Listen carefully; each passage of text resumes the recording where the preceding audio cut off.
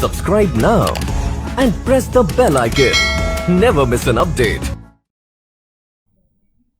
Hello students, a very good afternoon to all of you. स्वागत है आप सबका महिंद्रास के ऑफिशियल यूट्यूब चैनल पे। आज के सेशन में हम डिस्कस करेंगे हमारे टॉप मोस्ट एमसीक्यू। बट ये जो एमसीक्यू है ये ऐसे नॉर्मली हमने कहीं से नहीं लिया है। ये जो एमसीक्यू है ये हमारे इस बार के जो यानी कि जो पिछले साल हमारा आईबीपीएस क्लर्क मेंस एग्जाम हुआ था उसमें जीए में जो क्वेश्चंस पूछे गए थे उसको आज के सेशन में हम डिस्कस करेंगे। सो आज जो एमसीक्यूज हम डिस्कस करने जा रहे हैं वो हमारा एक तरह से हम बोले आईबीपीएस क्लर्क मेंस का प्रीवियस ईयर पेपर डिस्कस करने जा रहे हैं जीए सब्जेक्ट का। सो सेशन को स्टार्ट करने से पहले एक बार जल्दी से सेशन को शेयर कर दीजिए जिससे और भी लोग हमारे साथ कनेक्ट हो सके। देन हम सेशन को स्टार्ट करते हैं। So good afternoon everyone, once again a very good afternoon. एक बार जल्दी से आप लोग सेशन को शेयर कर दीजिए जिससे और भी लोग कनेक्ट हो सके एंड देन हम सेशन को स्टार्ट करते हैं। और आज हम जो पढ़ेंगे वो क्या है, आईबीपीएस क्लर्क मेंस का प्रीवियस ईयर पेपर सॉल्व करेंगे कि जीए में किस टाइप के क्वेश्चंस पूछे गए थे जो अभी तक हमने पढ़ा है, क्या उससे कुछ क्वेश्चंस इसमें आए थे या नहीं आए थे। इसको देख के ओवरऑल हमें एक आइडिया मिल जाएगा कि एग्जाम में कैसे क्वेश्चंस पूछे जाते हैं और किस टॉपिक पर हमें ज़्यादा फोकस करना चाहिए। सो स्टार्ट करेंगे सेशन, बट उसके पहले आपको क्या करना है, सेशन को शेयर करना है जिससे और भी लोग हमारे साथ कनेक्ट हो। देन हम सेशन स्टार्ट करते हैं। एक बार जल्दी से शेयर कर दीजिए फिर स्टार्ट करें। एक बार जल्दी से शेयर कर दीजिए देन हम स्टार्ट करते हैं। Once again a very good afternoon to all of you. Okay चलिए स्टार्ट करते हैं। और हमारा जो पहला क्वेश्चन है वो है which Bollywood actor Irfan Khan which is Bollywood actor Irfan Khan first international movie. Bollywood अभिनेता इरफान खान की पहली अंतर्राष्ट्रीय फिल्म कौन सी है। आपको बताना है कि बॉलीवुड एक्टर इरफान खान की पहली इंटरनेशनल मूवी कौन सी है। ये आपसे एग्जाम में पूछा गया था आईबीपीएस क्लर्क मेंस के एग्जाम में। The warrior, New York, Angrezi medium, lunch box. आपको बताना है इनमें से कौन सा ऑप्शन करेक्ट है। Which is Bollywood actor Irfan Khan first international movie. Irfan Khan की पहली इंटरनेशनल मूवी कौन सी है, जल्दी से बताइए इसका करेक्ट आंसर क्या होगा। Is it 1, is it 2, is it 3 और इज इट 4? जल्दी बताइए इरफान खान की पहली इंटरनेशनल मूवी कौन सी थी। द वॉरियर थी, न्यूयॉर्क थी, अंग्रेजी मीडियम थी, लंच बॉक्स थी। जल्दी बताइए इसका करेक्ट आंसर क्या होगा। The warrior, New York, Angrezi medium, lunch box. Okay very good. So इसका जो करेक्ट आंसर है वो है the warrior. Bollywood actor Irfan Khan की जो पहली इंटरनेशनल मूवी थी वो कौन सी थी, वो थी द वॉरियर। सो ये क्वेश्चन आपसे एग्जाम में पूछा गया था। Next question is where is India's first centre for wetland conservation and management is located. India का पहला centre for wetland conservation and management ये कहाँ पर लोकेटेड है। Is it Karnataka, is it Mumbai, is it Chennai और इज इट गुजरात। अगर आप लोग मेरी करंट अफेयर की क्लास देखते हैं तो आपने देखा होगा जब भी मैं कोई चीज़ पढ़ाती हूँ जैसे कि इंडियाज का फर्स्ट या फिर कोई नई चीज़ सेटअप की गई है, कोई नई चीज़ डेवलप की गई है, कुछ नया स्कीम आया है, तो मैं वहाँ पर आप लोगों से ज़रूर बोलती हूँ कि इसको कॉपी में नोट कर लीजिए क्योंकि ये पहली बार बना है तो ये आपसे एग्जाम में पूछा जा सकता है। या कोई नई चीज़ इस्टेब्लिश की गई है तो वो भी आपसे एग्जाम में पूछा जा सकता है। तो अगर हम उसको लिंक करें तो वैसा ही ये क्वेश्चन हमारा मेंस में पूछा गया है क्योंकि उस टाइम ये न्यूज़ में था जब ये क्वेश्चन पूछा गया था। India's first centre for wetland conservation and management ये कहाँ पर लोकेटेड है, कहाँ पर बना ये। Is it Karnataka, Mumbai, Chennai, Gujarat. इसका करेक्ट आंसर क्या होगा। ये सभी क्वेश्चंस आपके आईबीपीएस क्लर्क मेंस में पूछे गए हैं। सो क्वेश्चन के साथ साथ आप ये देखिए कि किस टाइप के क्वेश्चंस पूछे जा रहे हैं। जो हमने पढ़ा है क्या वो हमारे काम आएगा या जो हम अभी पढ़ रहे हैं उनमें से कुछ हमारे काम आएगा। क्वेश्चंस को देखिए, क्वेश्चन का पैटर्न समझिए एंड देन एनालाइज करिए कि आप जो पढ़ते हैं उसमें से क्या चीज़ें आपको पढ़नी है और क्या चीज़ें आपको स्किप करनी है। सो ये तो मैंने आपको डेफिनेटली डेली बताती हूँ जब भी न्यूज़ ऐसी कुछ आती है कि ये चीज़ सेटअप किया गया है, ये इंडिया का पहला चीज़ बना है या फिर ये लार्जेस्ट है, कुछ भी होता है तो करंट अफेयर सेशन में मैं आपको स्पेशली नोट करवाती हूँ कि इसको नोट कर लीजिए, ये आपसे एग्जाम में पूछा जा सकता है। अगर उस टाइम पर आपने पढ़ा होता तो उस टाइम पर भी मैंने आपसे जब ये हेडलाइन डिस्कस की होती तो मैंने आपको डेफिनेटली बोला होता कि इसको नोट कर लीजिए, ये आपसे एग्जाम में पूछा जा सकता है। तो देखिए ये एग्जाम में पूछा भी गया और इसका जो करेक्ट आंसर है वो क्या है आप लोग बताएंगे। जल्दी बताइए इसका करेक्ट आंसर क्या है। कर्नाटका, मुंबई, चेन्नई, गुजरात। इंडिया का पहला centre for wetland conservation and management ये कहाँ पर है। Okay, so the correct answer of this question is Chennai. ये कहाँ पर है, चेन्नई। वेरी गुड, बहुत से लोगों ने करेक्ट आंसर दिया है। Next question is R.S. Sharma has been appointed as the new Chief Executive Officer of Ayushman Bharat. He has replaced whom? अब इसको भी देख के आपको समझ में आ रहा होगा कि मैम जब करंट अफेयर पढ़ाती हैं तो मैम जब भी अपॉइंटमेंट पढ़ाती हैं तो मैम क्या बोलती हैं कि कौन अपॉइंट हुआ है, इसके साथ आपको ये भी याद करना है कि किसने किसको रिप्लेस किया है।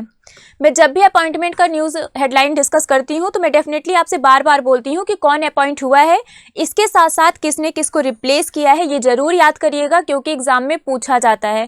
तो यहाँ पर देखिए एग्जाम में आपसे वही पूछा गया है कि R.S. शर्मा इनको आयुष्मान भारत का नया चीफ एग्जीक्यूटिव ऑफिसर अपॉइंट किया गया है, इन्होंने किसको रिप्लेस किया है, यानी कि किसकी जगह पर ये नए CEO बने हैं। तो जो मैं आपको बताती हूँ कि हमारी जो हेडलाइन है, जो न्यूज़ है, उसको किस तरीके से पढ़ना है और क्या चीज़ें पढ़नी है, क्या चीज़ें छोड़नी है, उसी को अगर आप ध्यान में रखिए तो आप देखेंगे कि इसमें जितने भी क्वेश्चंस आए हैं वो उसी के अकॉर्डिंग आए हैं, जैसा कि हम आपको गाइड करते हैं कि करंट अफेयर एक्चुअली में आपको पढ़ना कैसे है। तो ये जो क्वेश्चन है ये भी, इसमें भी हमें पता चल गया कि जो मैम अगर बताती हैं कि हमें पढ़ना है कि किसका अपॉइंटमेंट हुआ है, उन्होंने किसको रिप्लेस किया है, दैट मीन्स मैम सही बोलती हैं क्योंकि एग्जाम में ऐसे ही क्वेश्चंस पूछे जाते हैं।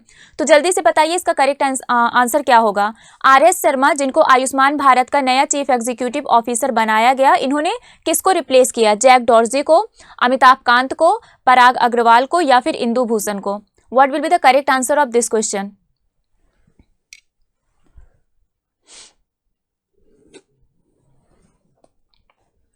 Okay, very good. So the correct answer of this question is Indu Bhushan. R.S. Sharma Ayushman Bharat के नए चीफ एग्जीक्यूटिव ऑफिसर बने हैं और इन्होंने इंदु भूषण को रिप्लेस किया।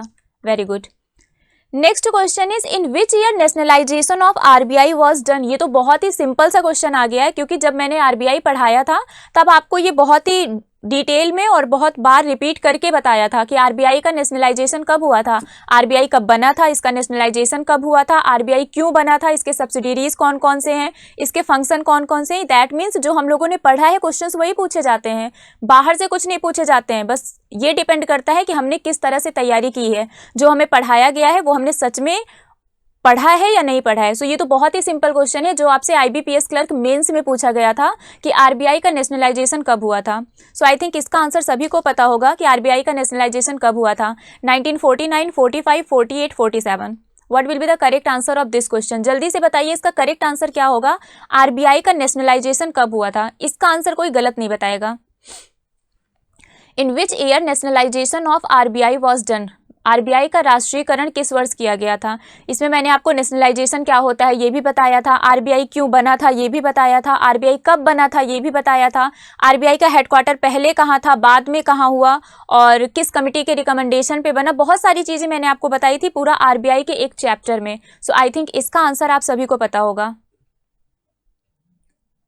Okay, very good. मोस्टली सभी लोग एक ही आंसर दे रहे हैं और इसका जो करेक्ट आंसर है वो है 1949।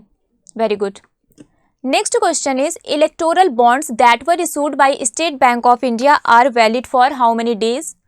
इलेक्टोरल बॉन्ड जिसको SBI के द्वारा इशू किया गया था वो कितने दिन के लिए वैलिड है।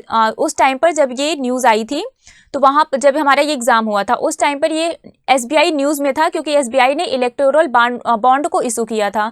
तो क्वेश्चन पूछा गया कि SBI ने रिसेंटली जो इलेक्टोरल बॉन्ड को इशू किया है वो कितने दिन के लिए वैलिड रहता है, 15 डेज, 1 वीक, 30 डेज, 20 डेज। सो यहाँ पर क्या था, जब भी कोई आपका बैंक न्यूज़ में रहता है, अगर कोई बैंक आपका न्यूज़ में है तो उससे रिलेटेड क्वेश्चन एग्जाम में आपसे डेफिनेटली पूछे जाते हैं। तो उस टाइम SBI न्यूज़ में था क्योंकि SBI ने इलेक्टोरल बॉन्ड को क्या किया था, इशू किया था, तो उससे रिलेटेड क्वेश्चन पूछा गया था।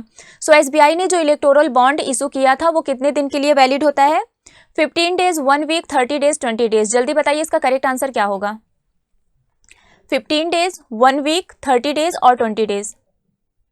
What will be the correct answer of this question.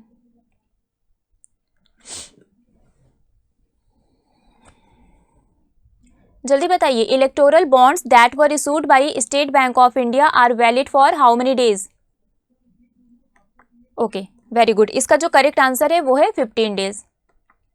चलिए अब हम आते हैं हमारे अगले क्वेश्चन पर and our next question is where is the headquarter of World Tourism Organization. अच्छा, ये भी देख के आपको ये याद होगा कि जब भी किसी ऑर्गेनाइजेशन के बारे में हम डिस्कस करते हैं, किसी बैंक के बारे में डिस्कस करते हैं, कुछ भी डिस्कस करते हैं तो हम उसका हेडक्वार्टर उसका इस्टेब्लिशमेंट कब हुआ था, उसके चेयरमैन कौन है, उसके एमडी सीईओ कौन है, ये सारी चीज़ें भी डिस्कस करते हैं। और उस टाइम भी मैं आपसे बोलती हूँ कि ये सारी चीज़ें एक्स्ट्रा जो इन्फॉर्मेशन है याद करना ज़रूरी है, क्योंकि ये एग्जाम में पूछा जाता है। सो ये हमारा स्टैटिक का पार्ट है, जिसमें आपसे पूछा गया है कि वर्ल्ड टूरिज्म ऑर्गेनाइजेशन का हेडक्वार्टर कहाँ पर है। स्टैटिक का हम एमसीक्यू भी करंट अफेयर में करते हैं, जो हमारा रिवीजन सेशन चलता है, जिसमें हम टॉप 15 क्वेश्चंस डिस्कस करते हैं। उसमें से हमारा 5 स्टैटिक भी चलता है, जिसमें आपसे मैं ये हेडक्वार्टर वगैरह, नेशनल पार्क, ये सारी चीज़ें डिस्कस करती हूँ। सो यहाँ पर क्या है, आपसे स्टैटिक का क्वेश्चन पूछा गया है कि वर्ल्ड टूरिज्म ऑर्गेनाइजेशन का हेडक्वार्टर कहाँ पर है। Madrid Spain, Geneva Switzerland, Manila Philippines, New Delhi India. World Tourism Organization का हेडक्वार्टर कहाँ पर है, जल्दी बताइए इसका करेक्ट आंसर क्या होगा।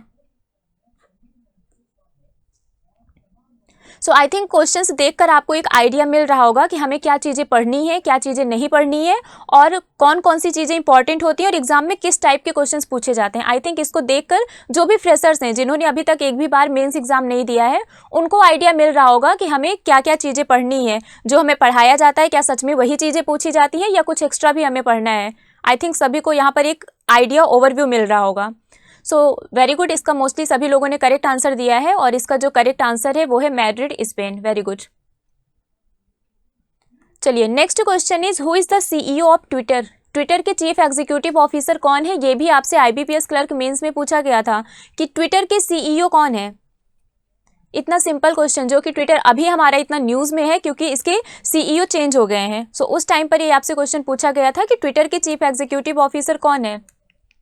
जैक डॉर्सी, पराग अग्रवाल, बिल गेट्स और मार्क जुकरबर्ग। आपको बताना है ट्विटर के सीईओ कौन है। जब ये क्वेश्चन पूछा गया था उस टाइम पर इसका करेक्ट आंसर जैक डॉर्सी था, बट अभी ये चेंज हो गया है क्योंकि हमने रिसेंटली पढ़ा कि ट्विटर के नए सीईओ अपॉइंट किए गए हैं और उनका नाम क्या है, पराग अग्रवाल। सो आपके जो चीफ एग्जीक्यूटिव ऑफिसर हैं ये भी पूछा जाता है। अभी मैंने आपको 2 मिनट पहले बताया था कि फाउंडेशन कब हुआ था, चेयरमैन, एमडी, सीईओ कौन होते हैं, हेडक्वार्टर कहाँ पर है, ये सारी चीज़ें भी आपसे एग्जाम में पूछा जाता है। तो हमने देख लिया कि हेडक्वार्टर भी पूछा गया, चीफ एग्जीक्यूटिव ऑफिसर भी पूछा गया, और आरबीआई का नेशनलाइजेशन कब हुआ था, दैट मीन्स हम ये भी बोल सकते हैं कि फाउंडेशन से भी क्वेश्चंस पूछे गए। तो जो चीज़ें आपको बताई जाती हैं कि आप लोगों को पढ़नी है, दैट मीन्स वो आपको पढ़नी है, क्योंकि हम लोग अपने एक्सपीरियंस से, अपने एनालिसिस से आपको बताते हैं कि क्या चीज़ें इंपॉर्टेंट है और क्या चीज़ें इंपॉर्टेंट नहीं है। न्यूज़ डिस्कस करते टाइम भी बहुत सारी चीज़ें ऐसी होती हैं जो मैं आपको बोलती हूँ कि ये इंपॉर्टेंट नहीं है, इसको छोड़िए, जो मैं बता रही हूँ इसको कॉपी में नोट करिए। तो जो चीज़ आपको इंपॉर्टेंट बताई जाती है उसको पढ़ा करिए, क्योंकि एग्जाम में वही सारी चीज़ें पूछी जाती हैं। ठीक है, अब हम आते हैं हमारे नेक्स्ट क्वेश्चन पर, and our next question is, Bhavana Kanth to become the first women fighter pilot to take part in Republic Day parade flight, she is from which state. गणतंत्र दिवस परेड फ्लाइट में हिस्सा लेने वाली पहली महिला फाइटर पायलट बनने वाली भावना कंठ वह किस राज्य से हैं।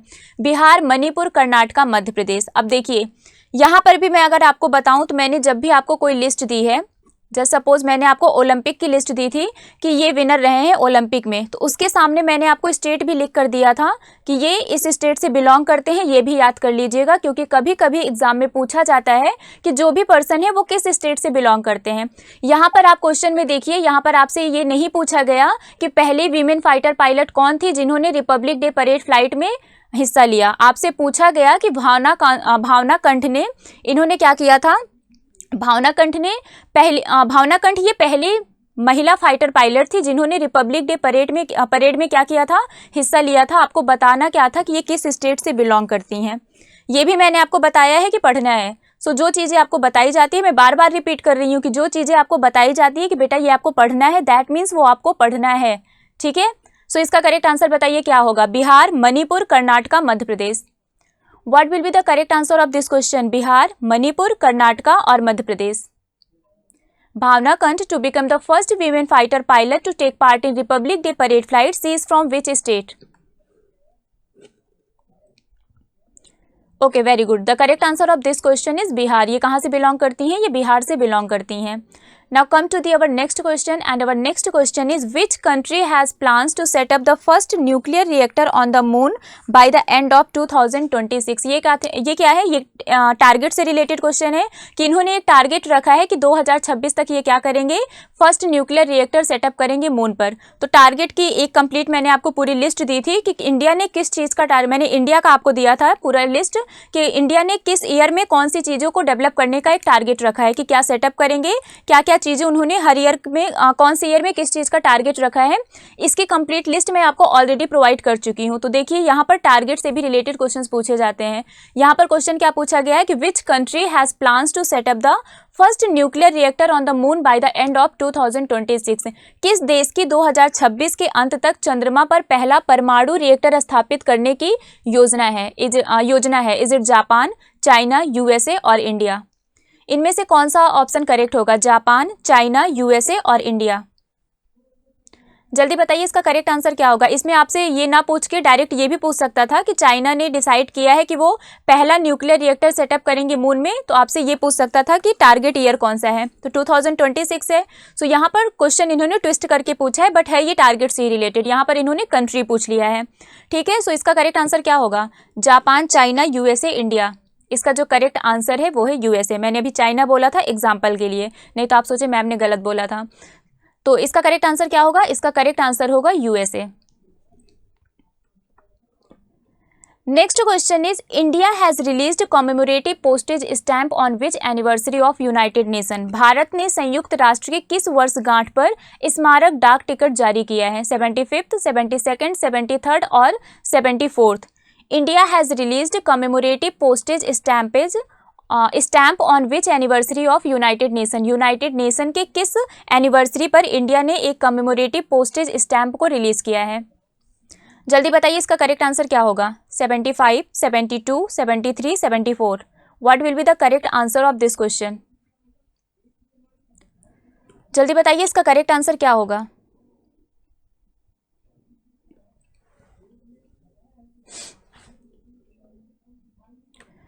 ओके, सो इसका जो करेक्ट आंसर है वो है 75th। India has released commemorative postage stamp on 75th anniversary of United Nation. Next question is how many regional offices of banking ombudsman are India. Banking ombudsman से भी question पूछा गया। ये तो मैम ने पढ़ाया था और मैम ने बताया भी था कि बैंकिंग ऑम्बेड्समैन जो है इंडिया में उसके कितने रीजनल ऑफिसेस हैं, क्योंकि बैंकिंग ऑम्बेड्समैन अभी हमारा रिसेंटली न्यूज़ में भी था, क्योंकि हमारा ये इंटीग्रेटेड बैंकिंग ऑम्बेड्समैन आया था जिसमें आपका था वन नेशन वन ऑम्बेड्समैन, है ना। ये भी मैम ने पढ़ाया था। बैंकिंग ऑम्बेड्समैन का मैम ने पूरा एक चैप्टर पढ़ाया था जिसमें मैम ने एकदम क्लियरली बताया था कि कितने रीजनल ऑफिसेस हैं इंडिया में बैंकिंग ऑम्बेड्समैन के। तो आप लोग जल्दी से बताइए इसका करेक्ट आंसर क्या होगा? 24, 22, 23 और 20। ये मैंने आपको पढ़ाया है बहुत डिटेल में, ये पूरा चैप्टर मैंने पढ़ाया है बैंकिंग ऑम्बेड्समैन। और ये जो रिसेंटली न्यूज़ में था, जो हमारा इंटीग्रेटेड बैंकिंग ऑम्बेड्समैन स्कीम आई थी, इसको भी हमने बहुत ही डिटेल में डिस्कस किया था। सो जल्दी बताइए इसका करेक्ट आंसर क्या होगा? इंडिया में बैंकिंग ऑम्बेड्समैन के कितने रीजनल ऑफिसेज हैं? भारत में बैंकिंग लोकपाल के कितने क्षेत्रीय कार्यालय हैं? 24, 22, 23, 20, 24, 22, 23, 20। What will be the correct answer of this question? जल्दी बताइए इसका करेक्ट आंसर क्या होगा?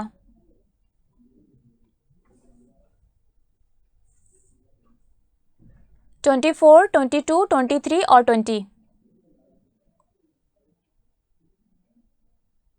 Okay, very good. सब लोग इसका करेक्ट आंसर बता रहे हैं और इसका जो करेक्ट आंसर है वो है 22। यहाँ पर क्या कर दिया गया है, जो सबके अलग अलग बैंकिंग ऑम्बेड्समैन थे, अभी जो हमारी रिसेंटली नई स्कीम आई है इंटीग्रेटेड बैंकिंग ऑम्बेड्समैन स्कीम, इसमें जो भी हमारे बैंक के, एनबीएफसीज के और जो अदर इंटाइटीज़ होते थे उनके अलग अलग ऑम्बेड्समैन होते थे। बट अभी क्या कर दिया गया है, उनको कंबाइन कर दिया गया है, इंटीग्रेट कर दिया गया है और उसका जो थीम रखा गया है वो है वन नेशन वन ऑम्बेड्समैन, यानी कि इंटीग्रेटेड ऑम्बेड्समैन स्कीम को इंट्रोड्यूस किया गया है रिसेंटली आरबीआई के द्वारा। चलिए, next question is finance ministry has reduced the minimum residency limit of Indian citizens to form one person company from 180 days to how many days. वित्त मंत्रालय ने वन पर्सन कंपनी बनाने के लिए भारतीय नागरिकों की न्यूनतम निवास सीमा को 122 दिनों से घटाकर कितने दिनों तक कर दिया है? 120, 110, 100 और 130। ये बजट से रिलेटेड क्वेश्चन है, ये आपका बजट में अनाउंस किया गया था। Finance ministry has reduced the minimum residency limit of Indian citizens to form one person company from 180 days to how many days. जल्दी बताइए इसका करेक्ट आंसर क्या होगा? ये आपका बजट से रिलेटेड क्वेश्चन है। तो यहाँ पर हमें क्या पता चला? हमें ये पता चला कि बजट से भी क्वेश्चंस पूछे जाते हैं। ठीक है, बजट से भी क्वेश्चंस क्या होते हैं, एग्जाम में पूछे जाते हैं। जल्दी बताइए इसका करेक्ट आंसर क्या होगा? 120 डेज, 110 डेज, 100 डेज और 130 days. What will be the correct answer of this question? 120 days, 110 days, 100 days और 130 days? Okay, so the correct answer of this question is 120 days. इसका करेक्ट आंसर क्या है? 120 days है। 182 days से इसको कितना days कर दिया गया है? 120 डेज कर दिया गया है। ठीक है, चलिए next question is where was the world's longest sandstone cave named Krempuri discovered? Krempuri नाम की दुनिया की सबसे लंबी बलुआ पत्थर की गुफा की खोज कहाँ की गई थी? Where was the world's longest sandstone cave named Krempuri discovered? Meghalaya, Manipur, Karnataka, Uttarakhand. ये हमारे करंट से रिलेटेड क्वेश्चन है, जो रिसेंटली न्यूज़ में रहता है उससे रिलेटेड क्वेश्चन है। सो उस टाइम पर ये करंट न्यूज़ थी, इसलिए ये पूछा गया था। Where was the world's longest sandstone cave named Krempuri discovered? Krempuri नाम की दुनिया की सबसे लंबी सैंड स्टोन केव, बलुआ पत्थर की गुफा की खोज कहाँ की गई थी? मेघालय, मणिपुर, कर्नाटका और उत्तराखंड। जल्दी बताइए इसका करेक्ट आंसर क्या होगा? Meghalaya, Manipur, Karnataka, Uttarakhand.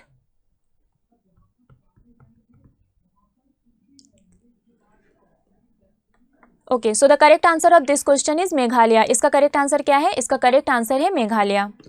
Next question is who is the author of the book struggle of my life? अब यहाँ पर हमें क्या पता चला? हमें यहाँ पर ये पता चला कि बुक्स एंड ऑथर्स से भी क्वेश्चंस पूछे जाते हैं। किससे क्वेश्चंस पूछे जाते हैं? बुक्स एंड ऑथर्स से भी। ये सारे क्वेश्चंस आपके IBPS क्लर्क मेंस में आए हुए हैं। So who is the author of the book struggle of my life? Struggle of my life ये जो एक बुक है, इसके ऑथर कौन है? Ruskin Bond, Arundhati Bhattacharya, Nelson Mandela, Amitav Ghosh. Who is the author of the book struggle of my life? जल्दी बताइए इसका करेक्ट आंसर क्या होगा? Who is the author of the book struggle of my life? Struggle of my life नामक पुस्तक के लेखक कौन है? Ruskin Bond, Arundhati Bhattacharya, Nelson Mandela, Amitav Ghosh.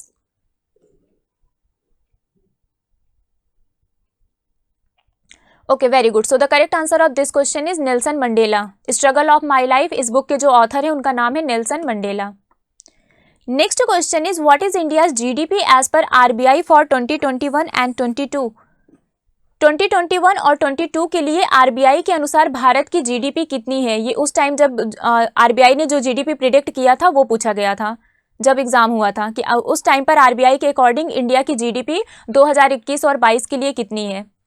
ठीक है, देखिए अब यहाँ पर ये भी पता चला ना कि GDP से भी रिलेटेड क्वेश्चंस पूछे जाते हैं। इससे एक क्वेश्चन तो डेफिनेटली पूछा जाता है। कोई भी एग्जाम हो, IBPS हो, PO हो, क्लर्क हो, SBI हो, कोई भी एग्जाम हो, GDP से रिलेटेड एक क्वेश्चन डेफिनेटली पूछा जाता है। बहुत सारे हमारे ऑर्गेनाइजेशन है जो GDP प्रोजेक्ट करते हैं, तो यहाँ पर RBI के द्वारा जो प्रोजेक्ट किया गया था उसको पूछा गया। और इसका करेक्ट आंसर क्या होगा? जल्दी बताइए। इसका करेक्ट आंसर 10.5% है। दैट टाइम पर ये 10.5% था। अभी जो RBI ने प्रिडिक्ट किया है वो 9.5% है, बट जब ये क्वेश्चन पूछा गया था उस टाइम पर ये 10.5% था। ठीक है, सो जो भी GDP प्रोजेक्शन होता है आपको इसकी भी कंप्लीट लिस्ट क्या करनी है? याद करनी है। जो भी ऑर्गेनाइजेशन GDP प्रोजेक्ट करते हैं वो आपको याद करना है। चलिए अब हम आते हैं हमारे अगले क्वेश्चन पर। And our next question is which organisation frames the guidelines of priority sector lending? ये कौन सा क्वेश्चन आ गया? ये भी तो मैम ने पढ़ाया था, नाबार्ड एंड PSL में मैम ने पढ़ाया था। तो मैम ने ये भी बताया था कि कौन सा ऑर्गेनाइजेशन ये जो PSL है इसकी गाइडलाइन को फ्रेम करता है। ये भी क्लास में हमने पढ़ाया है, मैम ने बहुत डिटेल में ये चैप्टर पढ़ाया था। तो ऑब्वियस सी बात है इसका आंसर आप लोगों को पता होगा। कौन सा संगठन प्रायोरिटी सेक्टर लेंडिंग के दिशा निर्देश को तैयार करता है? प्रायोरिटी सेक्टर लेंडिंग में मैंने आपको बताया था ना, हमारी कंट्री में कुछ ऐसे सेक्टर्स होते हैं जिनको बैंक लोन देना प्रेफर नहीं करता है। तो जब बैंक उनको लोन देना प्रेफर नहीं करता है तो उनको लोन कौन दिलवाता है? उनको गवर्नमेंट लोन दिलवाता है। गवर्नमेंट क्या करता है? उन सेक्टर्स को प्रायोरिटी में रखता है और बैंकों से बोलता है कि आपको क्या करना है, ये जो सेक्टर्स हैं पहले इनको लोन देना है, उसके बाद आप आगे किसी और को लोन देंगे। सो ये जो PSL है ये बैंकों के ऊपर लागू होता है। ठीक है, जो बैंक्स हैं हमारे उनके ऊपर PSL लागू होता है। तो ये गाइडलाइन जो PSL की है ये कौन सा ऑर्गेनाइजेशन फ्रेम करता है आपको बताना है। ये जो PSL गाइडलाइन है ये कौन फ्रेम करता है? कौन सा organisation? RBI, NABARD, NHB, Exim. आपको बताना है इनमें से कौन सा ऑप्शन करेक्ट होगा। बहुत डिटेल में ये चैप्टर हमने पढ़ा था और सारी चीज़ें मैंने आपको बताई भी थी। तो यहाँ पर देखिए जो मैम ने आपको पढ़ाया था वो क्वेश्चन भी एग्जाम में कितने सारे ऐसे हैं जो पूछे गए हैं। इसके पहले RBI का नेशनलाइजेशन भी मैंने आपको पढ़ाया था, पूछा गया। यहाँ पर ये जो क्वेश्चन पूछा गया है ये भी मैंने आपको क्लास में पढ़ाया हुआ है। दैट मीन्स कि जो हमने बैंकिंग और फाइनेंशियल अवेयरनेस में पढ़ा हुआ है वो सब क्या हुआ है, वो सब क्वेश्चंस भी पूछे जाते हैं। तो जितना पढ़ाया है वो आपका मोर देन सफिशिएंट है, उससे ज़्यादा पढ़ने की ज़रूरत नहीं है। बट आपको करना क्या है, आपको उन चीज़ों को बहुत अच्छे से पढ़ना है और प्रैक्टिस करनी है। प्रैक्टिस में क्वेश्चन आंसर आपका करवा ही रही हूँ, बट जो थ्योरी मैंने पढ़ाया है उसको एक बार अच्छे से पढ़ के नोट्स जरूर बना लीजिएगा। फिलहाल बताइए इसका करेक्ट आंसर क्या होगा। Which organisation frames the guidelines of priority sector lending? RBI, NABARD, NHB और एक्जिम। इसका करेक्ट आंसर क्या होगा? कौन सा संगठन प्रायोरिटी सेक्टर लेंडिंग के दिशा निर्देश को तैयार करता है? ओके, बहुत से लोग इसका करेक्ट आंसर बता रहे हैं। Very good. So the correct answer of this question is RBI. PSL का गाइडलाइन कौन फ्रेम करता है? ऑब्वियस सी बात है, आरबीआई ही करता है, क्योंकि सारे नियम कानून तो आरबीआई ही लगाता है ना। Very good. आरबीआई बताता है कि पीएसएल कौन कौन से बैंकों पर लागू होगा। Next question is what was the total amount proposed for recapitalisation of PSB? ये भी आपका बजट का क्वेश्चन है। इसमें पूछा जा रहा है कि बजट में पीएसबी के रिकैपिटलाइजेशन के लिए कितना अमाउंट प्रपोज किया गया था। जब मैंने आपको बजट पढ़ाया था तो मैंने आपसे कहा था ये जो वैल्यू होती हैं ये आपको याद करनी पड़ेगी, क्योंकि ये एग्जाम में पूछा जाता है। मैंने बोला था ना आप लोगों से, जब मैंने आपको करंट बजट पढ़ाया था तो मैंने आपसे क्या कहा था कि ये जो वैल्यूज़ हैं ये आपको ही याद करने हैं, मैं नहीं याद करवा पाऊंगी। मैं आपको पढ़ा सकती हूँ, मैं आपको लिस्ट प्रोवाइड कर सकती हूँ, बट वैल्यूज़ आपको ही याद करने पड़ेंगे, क्योंकि एग्जाम में ये क्वेश्चंस पूछे जाते हैं। और देखिए हमारा ये आईबीपीएस क्लर्क मेंस में क्वेश्चन पूछा गया था कि बजट में पीएसबी के रिकैपिटलाइजेशन के लिए टोटल अमाउंट जो प्रपोज किया गया था वो कितना था। सो जल्दी से बताइए इसका करेक्ट आंसर क्या होगा। बताइए जल्दी, इसका करेक्ट आंसर क्या होगा। What was the total amount proposed for recapitalisation of PSB? PSB के रिकैपिटलाइजेशन के लिए कितना टोटल अमाउंट प्रपोज किया गया था बजट में?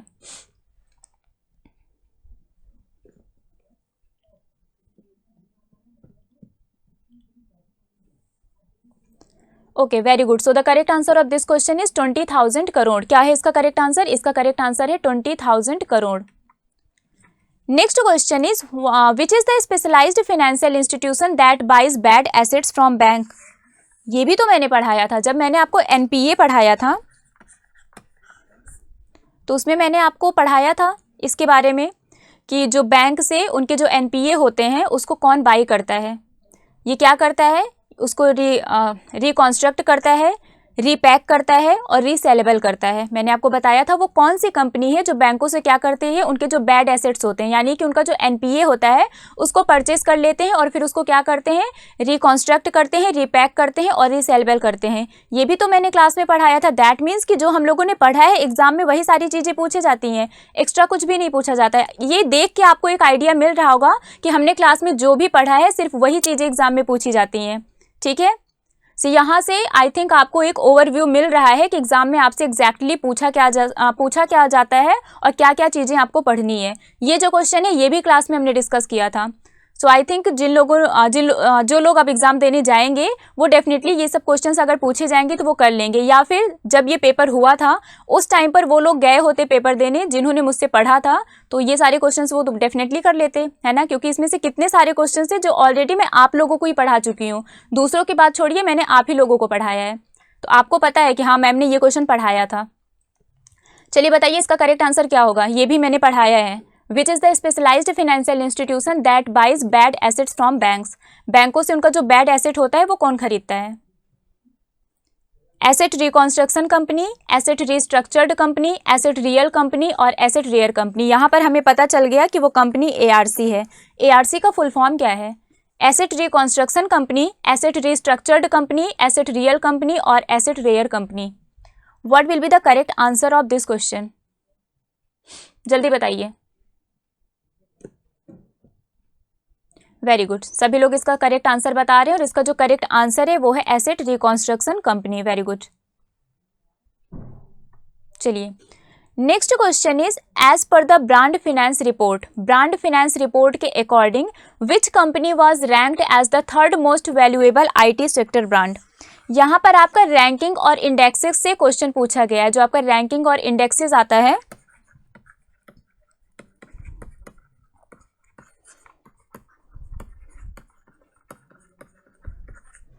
रैंकिंग एंड इंडेक्सेस, इससे क्वेश्चन पूछा गया है कि ब्रांड फाइनेंस रिपोर्ट के अकॉर्डिंग कौन सी company third most valuable IT sector brand है। अब जो बच्चे मेरी करंट अफेयर की क्लास डेली फॉलो करते हैं उनको तो एकदम क्लियरली दिख रहा होगा कि यही सब चीज़ें तो मैम करंट अफेयर की क्लास में पढ़ाती हैं। रैंक्स एंड इंडेक्सेस आते हैं तो मैम पढ़ाती हैं, कंप्लीट लिस्ट देती हैं, मैम बताती हैं इस रिपोर्ट को किसके द्वारा रिलीज किया गया, टॉप पर कौन है, बॉटम पे कौन है, टॉप 5 कौन है, बॉटम 5 कौन है, ये यही सारी चीज़ें तो हम लोग डिस्कस करते हैं। सो यहाँ पर क्या है, रैंकिंग और इंडेक्सेस से भी क्वेश्चन पूछा गया है, तो आपको बताना है इसका करेक्ट आंसर क्या होगा।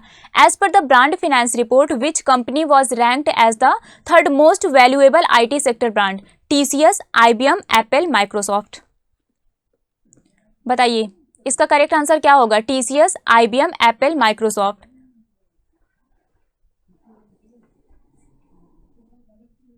ओके, सो इसका जो करेक्ट आंसर है वो है TCS। चलिए अब हम आते हैं हमारे अगले क्वेश्चन पर, और हमारा जो अगला क्वेश्चन है वो है Kishore Biyani is CEO of which company on which SEBI has imposed penalty.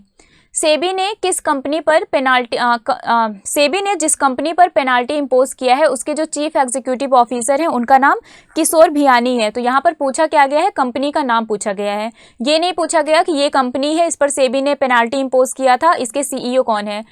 Question पूछा गया है कि सेबी ने रिसेंटली इस कंपनी पर पेनाल्टी इम्पोज किया है जिसके चीफ एग्जीक्यूटिव ऑफिसर किशोर भियानी है। आपको उस कंपनी का नाम बताना है कि वो कौन सी कंपनी है। किशोर भियानी किस कंपनी के CEO है जिस पर सेबी ने जुर्माना लगाया है। Future retail limited, future enterprises limited, future life style fashion limited और रिलायंस रिटेल लिमिटेड। आपको बताना है इसका करेक्ट आंसर क्या होगा। सिंपल से क्वेश्चन को यहाँ पर ट्विस्ट कर दिया गया है और आपसे ट्विस्ट करके पूछा गया है। यहाँ पर ये डायरेक्टली CEO पूछ सकते थे, बट यहाँ पर इन्होंने CEO नहीं पूछा है, इन्होंने पूछा है कि सेबी ने रिसेंटली किसी कंपनी पर पेनाल्टी इम्पोज किया है जिसके CEO किशोर भियानी है। तो इसके लिए जरूरी क्या है कि आपको याद हो कि किशोर भियानी ये किस कंपनी के CEO हैं, तभी तो आप बता पाएंगे। या फिर आपको याद हो कि सेबी ने जिस पर पेनाल्टी इम्पोज किया है वो कंपनी कौन सी है। और अगर सेबी ने 2-3 कंपनी पर पेनाल्टी इम्पोज कर दी एक साथ तो कैसे याद रहेगा। तब तो आपके पास यही ऑप्शन रहेगा ना कि आपको याद हो कि जिस कंपनी के CEO किशोर भियानी है वही इसका आंसर होगा। फिर मैं वही रिपीट नहीं करूंगी कि आपको MD CEO भी याद करना है, आपको हेडक्वार्टर भी याद करना है, आपको फाउंडेशन ईयर भी याद करना है। बार बार मैं चीज़ें रिपीट नहीं करूंगी। अब आपको आई थिंक समझ में आ रहा होगा कि क्या क्या चीज़ें हमें पढ़नी है जो एग्जाम में पूछी जाती हैं। ठीक है, सो इसका करेक्ट आंसर क्या होगा। Kishore Biyani is CEO of which company on which SEBI has imposed penalty. So इसका जो करेक्ट आंसर है वो है फ्यूचर रिटेल लिमिटेड। सेबी ने फ्यूचर रिटेल लिमिटेड पर पेनाल्टी इम्पोज किया था और इसके जो CEO है वो है किशोर भियानी। क्लियर हो गया। चलिए next question is Nikkei is the stock exchange of which country. यहाँ पर पूछा गया है कि निक्केई ये कौन सी कंट्री का स्टॉक एक्सचेंज है। अच्छा, हमारी कंट्री का स्टॉक एक्सचेंज ये तो हमने पढ़ लिया था, है ना। कैपिटल मार्केट में हमने स्टॉक मार्केट भी पढ़ा था ना, स्टॉक एक्सचेंज, जिसमें हमने निफ्टी 50 BSE पढ़ा था, BSE NSE पढ़ा था ना हमने। तो हमने हमारी कंट्री का पढ़ा था। यहाँ पर क्या पूछा गया है कि निक्केई ये कौन सी कंट्री का स्टॉक एक्सचेंज है। निक्केई किस देश का स्टॉक एक्सचेंज है। USA, China, Japan, Australia. जल्दी बताइए। Nikkei is the stock exchange of which country. USA, China, Japan, Australia. अगर कोई भी स्टॉक मार्केट, कोई भी स्टॉक एक्सचेंज रिसेंटली न्यूज़ में आता है तो उसको तुरंत याद कर लीजिएगा, अपनी कॉपी में नोट कर लीजिएगा, क्योंकि वो आपसे क्या किया जाएगा, एग्जाम में पूछा जाएगा। ठीक है, ठीक है। कोई भी अगर स्टॉक मार्केट या स्टॉक एक्सचेंज न्यूज़ में आता है तो उसको आपको क्या करना है, तुरंत अपनी कॉपी में नोट कर लेना है। सो यहाँ पर जो करेक्ट आंसर है वो है Japan. Nikkei is the stock exchange of Japan.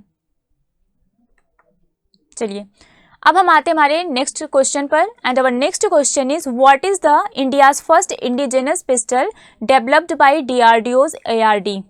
What is the name of, यहाँ पर होगा what is the name of.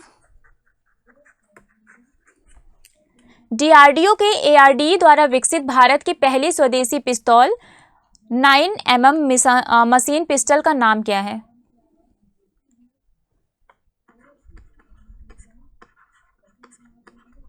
आपको बताना है उस 9mm मशीन पिस्टल का नाम क्या है जिसको DRDO के ARDA के द्वारा बनाया गया है। What is the name of India's first indigenous pistol that is 9mm machine pistol that was developed by DRDO's ARD। Asmi, सामी, इमाज, मसाई ऑप्शंस दिए हुए हैं, आपको बताना है इसमें से कौन सा ऑप्शन करेक्ट है।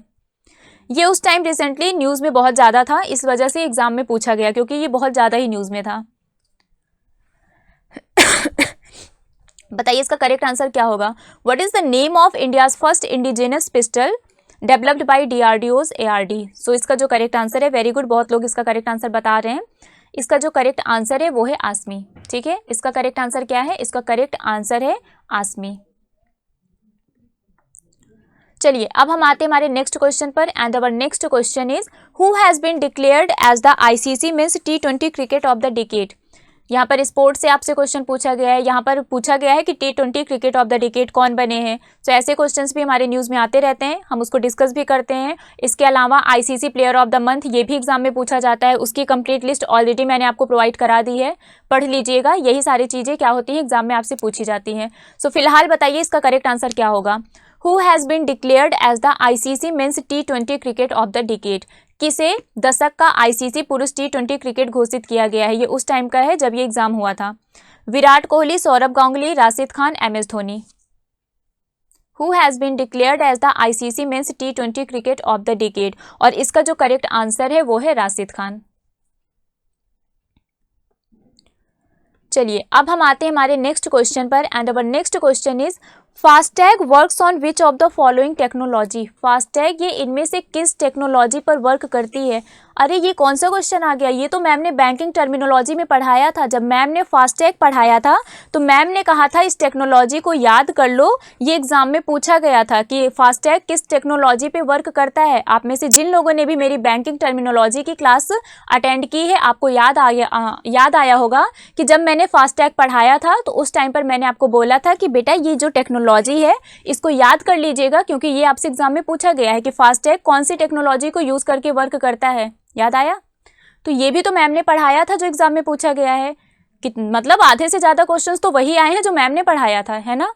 अगर आप लोगों को ये एग्जाम देते तो आप लोग तो डेफिनेटली क्वालिफाई कर लेते, है ना। तो आपसे क्वालिफाई कर लीजिएगा। चलिए बताइए इसका करेक्ट आंसर क्या होगा। FASTag work on which of the following technology. RFID, FRID, IDRF, IFRD।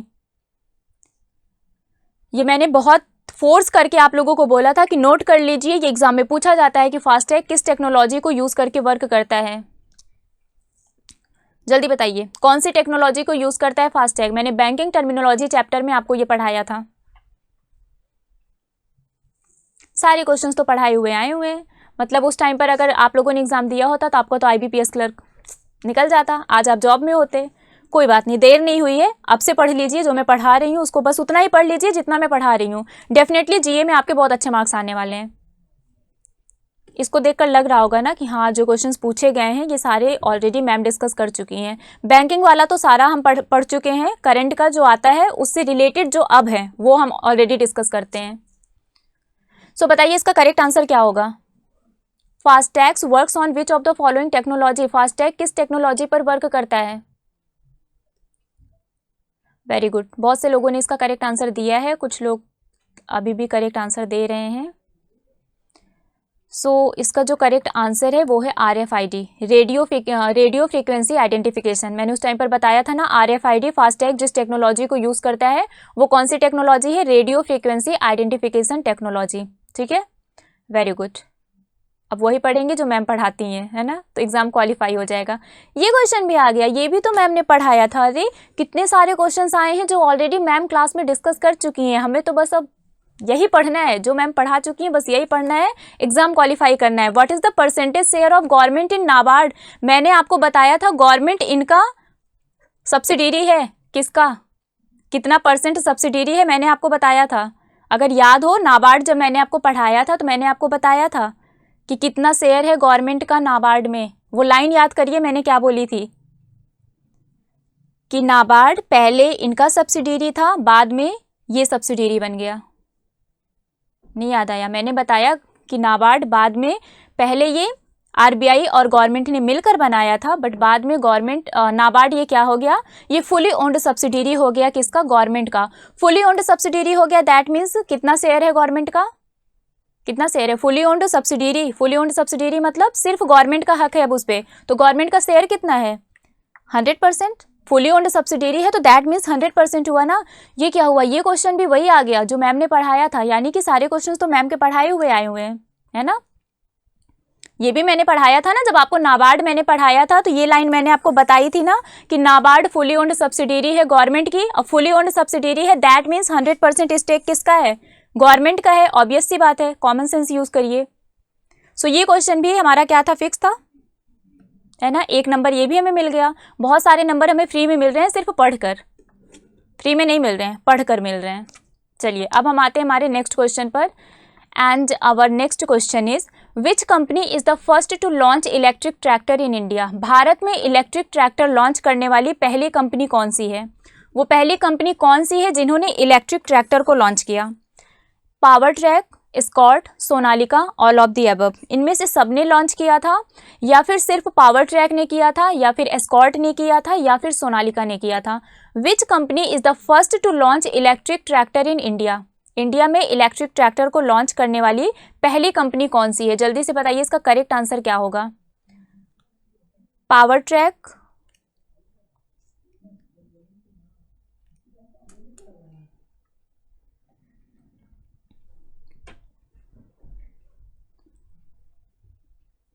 जल्दी से बताइए इसका करेक्ट आंसर क्या होगा। Powertrac, Escort, Sonalika, all of the above.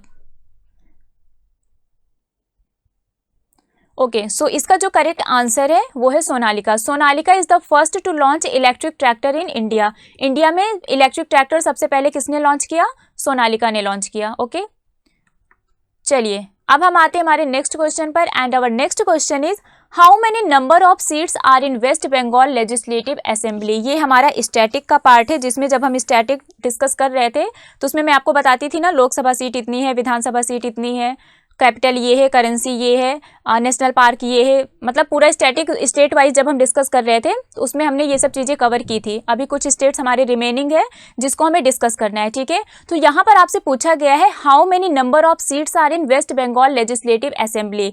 पश्चिम बंगाल के विधानसभा में सीटों की संख्या कितनी है आपको बताना है। ये हमारे स्टैटिक का पोर्शन है, स्टैटिक से भी क्वेश्चन आते हैं। तो यहाँ पर आपको एक चीज़ और याद मिल गई, क्या मिल गई कि स्टैटिक से भी क्वेश्चन पूछे जाते हैं। तो अब आपको क्या करना है, स्टैटिक भी पढ़ना है, ठीक है। स्टैटिक आपको खुद ही रटना है, कोई आपको रटा नहीं पाएगा। सो जल्दी से बताइए इसका करेक्ट आंसर क्या होगा। 249, 294, 259, 295, जितने भी वेस्ट बंगाल वाले लोग हैं जल्दी से बताइए कि वेस्ट बंगाल लेजिस्लेटिव असेंबली में कितने सीट्स हैं। How many number of seats are in waste Bengal legislative assembly. 249, 294, 259, 295। Okay, so very good. इसका जो करेक्ट आंसर है वो है 294, ठीक है। Next question is what is the maturity period of senior citizen saving scheme. Senior citizen saving scheme का maturity period कितना है, 3 ईयर, 2 ईयर, 5 ईयर, 10 ईयर। ये जिनको मैंने गवर्नमेंट स्कीम्स पढ़ाया है उनको पता होगा, गवर्नमेंट स्कीम चैप्टर मैंने जिन लोगों को पढ़ाया है उनको पता होगा इसका आंसर क्या है। सीनियर सिटीजन सेविंग स्कीम का मैच्योरिटी पीरियड कितना है, 3 ईयर, 2 ईयर, 5 ईयर, 10 ईयर। जल्दी बताइए इसका करेक्ट आंसर क्या होगा। What is the maturity period of senior citizen saving scheme.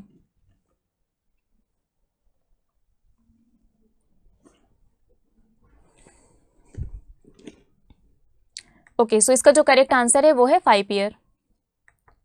चलिए अब हम आते हैं हमारे नेक्स्ट क्वेश्चन पर। ये हमारा इंटरनेशनल न्यूज़ हो गया। Which country is re elected as president of ISA for 2 year. किस कंट्री को ISA का प्रेसिडेंट री इलेक्ट किया गया है 2 साल के लिए। किस देश को 2 साल के लिए ISA के अध्यक्ष के रूप में फिर से चुना गया है। Which country is re elected as president of ISA for 2 years. आपको बताना है इसका करेक्ट आंसर क्या होगा। China, USA, India, Japan. ये हमारा करंट का न्यूज़ है। China, USA, India, Japan.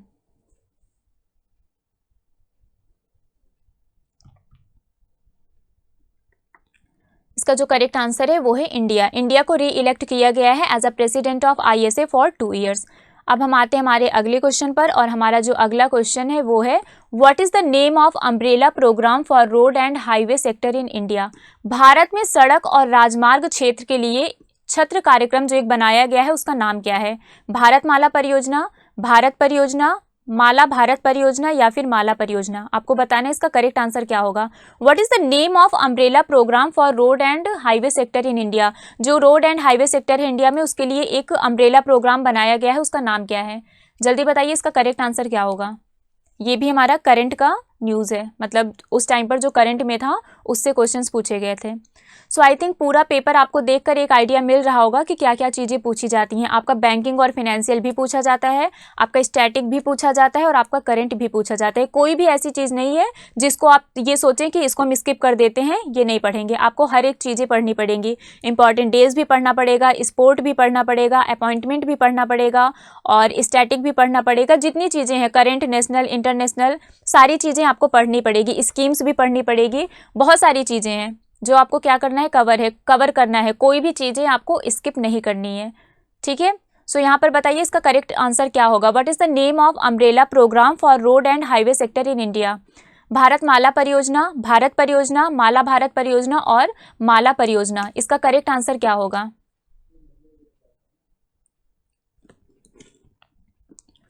Okay, very good. So the correct answer of this question is Bharatmala Pariyojana. बहुत से लोगों ने इसका करेक्ट आंसर बताया है। सो जो अम्ब्रेला प्रोग्राम बनाया गया है road and highway sector in India के लिए, उसका नाम क्या है? उसका नाम है भारत माला परियोजना। सो ये हमारे क्वेश्चंस हैं जो IBPS क्लर्क में पूछे गए थे, जिसको हमने डिस्कस कर लिए। आई रियली होप सो कि आपको एक आइडिया मिल गया है कि हमारे क्लैरिकल लेवल पर क्वेश्चन कैसे पूछे जाते हैं। हम PO लेवल का भी डिस्कस करेंगे। हम 2-3 साल के हमारे जो भी प्रीवियस ईयर क्वेश्चन पेपर हैं उसको हम डिस्कस करेंगे 1 बाय 1, ठीक है।